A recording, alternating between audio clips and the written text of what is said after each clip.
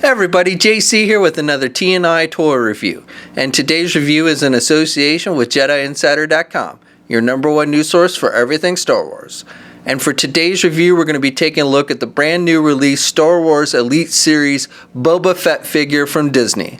Now this figure comes packaged in the same style packaging we see with all the other Elite Series figures. You've got the figure clearly displayed in the window box packaging. The box is gray with the red borders, and then down below you have that Star Wars Elite Series logo.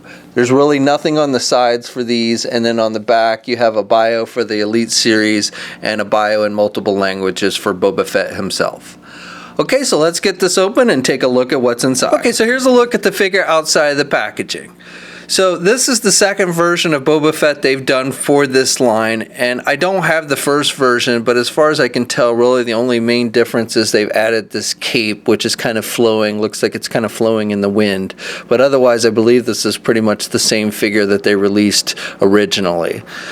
Now the figure comes with the figure stand like we see with all the Elite Series figures. It's just black, it's circular, it's got the Star Wars logo on it, and it's got one peg, and you've got one peg hole on the bottom for the figure so you can stick it in. And I do recommend you probably want to use the figure stand because these figures are very heavy because they're made with die cast, and if they fall off your shelf, you know, they could probably do some damage, at least if it's a high shelf. Now the other accessory that the figure comes with is this blaster, and I like the detailing on it. You've got some gun metallic silver for most of it with some nice washwork to give it that kind of rusted look to it, so I like that. The back of the gun, the stock is black. Now I believe this should actually be brown. I don't know why they did it black. And then you've got some silver highlights on it. But overall, I do think the detailing on the gun is pretty nice. Now it is a very soft rubber, at least the back part of the gun is a very soft rubber. The front part is a little bit harder, but you do have some flexibility there. And it is somewhat difficult to get the gun in his hand.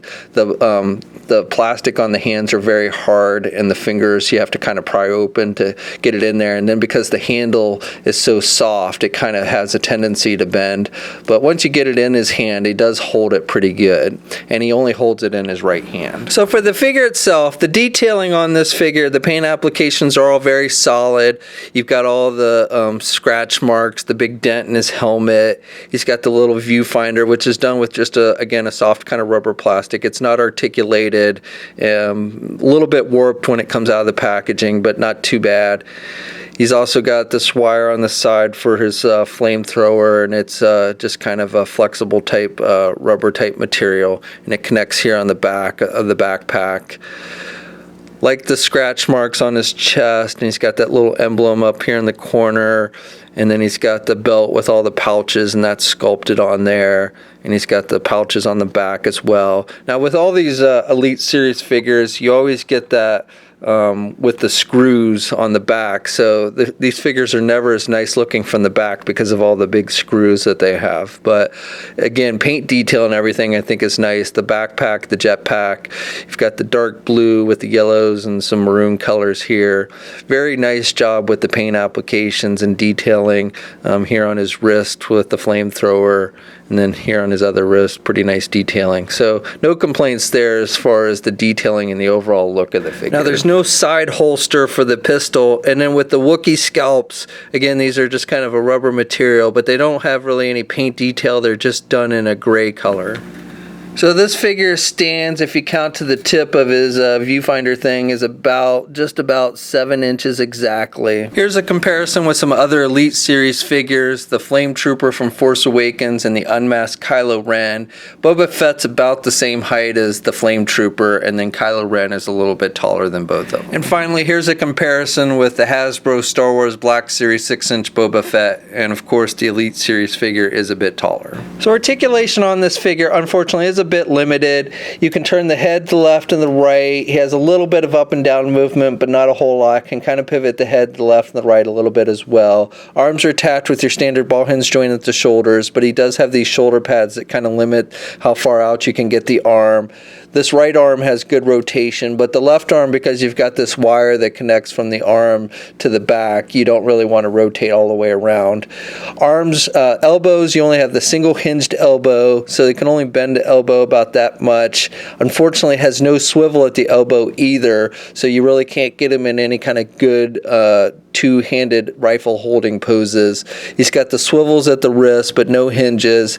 He does have a midsection waist swivel, no ab crunch or anything like that. Legs are attached with looks like ball joints of some type, and he can do the splits about that much. You can get the leg forward about that much, and you can do the leg back about that much. No thigh swivel, only a single hinged knee, can only bend his knee about that much. And then he has hinges on the feet, so he's got up and down movement, but no swivels or ankle pivot. And as I said before, one peg hole on the bottom of his foot. Okay, so that's my review. Overall, I think this is a nice looking figure. I think they did a good job with the sculpting and the paint applications. However, the articulation is definitely lacking on the figure, and it is a very heavy figure. So if you're looking for just something to put on your shelf to display, this might be worth checking out. But if you're looking for something to pose and such, then I would say you'll want to pass on this one. So this figure is out now. It is a Disney Store exclusive. Cost about $25 here in the United States.